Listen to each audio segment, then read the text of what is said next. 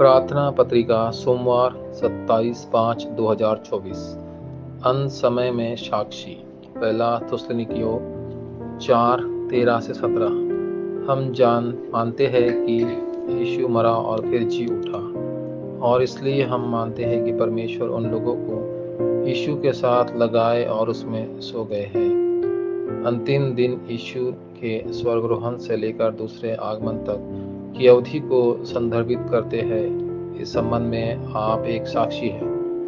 उस अवधि के दौरान आप जो करते हैं वह विश्व समाचार प्रचार है। 237 और राष्ट्र और 5000 जनजातियों को बचाने के लिए 1000 बाजिटन बनाए जाने चाहिए। ऐसे निजी कमरे होने चाहिए जहां बहुचित शिष्य और मंत्री, चर्च अधिकारी और बहुजातीय नेता बनेंगे आकर प्रार्थना कर सके। इसके अलावा उन्हें आराम और ताकत पाने में सक्षम होना चाहिए। मिशनों के बारे में मंच होना चाहिए और संसाधन और सामग्री छोड़नी चाहिए ताकि भावी पीढ़ी आकर उन्हें देख सके। इसके अलावा भले ही कोई अस्तित्व चर्च में कोई गलती करता हो, उसके साथ अजनबी जैसा व्यवहार नहीं किया जाना चाहिए, अन्यथा चरम कानूनवाद, रहस्यवाद और युगांत शास्त्र उत्पन्न होगा और अंधकार की ताकतें संस्कृति, अर्थव्यवस्था और भावी पीढ़ी को नियंत्रित कर लेंगी। 237 राष्ट्रों को बचाने के लिए मिशनों का विश्वास रखने के लिए 3 बिंदुओं को बहाल करने की आवश्यकता है।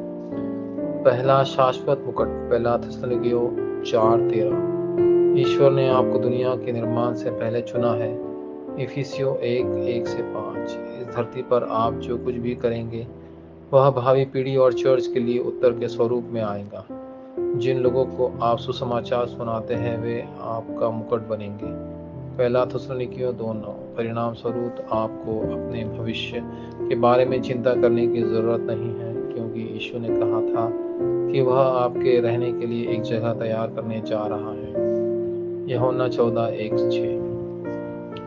दूसरा, आज अनंत काल के भीतर 1 थिस्सलुनीकियों 4:14-15।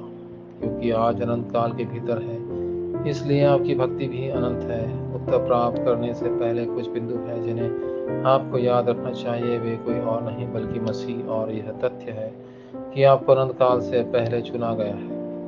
आप 3 बचाए जा सकते हैं, सुसमाचार प्रचार कर सकते हैं और खुद को समर्पित कर सकते हैं। जब आप देह में हो, मसीह यह कहकर उत्तर देते हैं कि वे हमेशा आपके साथ रहेंगे। जैसे मसीह जी उठे वैसे ही सभी लोग बाद में जी उठेंगे। पहला कुरिन्थियों 5:15-20। तीसरा, अनंत पृष्ठभूमि। पहला थिस्सलुनीकियों 4:16। क्योंकि आपके पास अनंत सिंहासन की पुष्टि है, इसलिए आप इस धरती पर रहते हुए परमेश्वर के राज्य का आनंद ले सकते हैं। जब दूसरे आगमन का प्रभु वापस आएगा तो परमेश्वर के राज्य के कार्य पूरे होंगे। जो लोग यह जानते हैं उन्हें मृत्यु का भय नहीं था।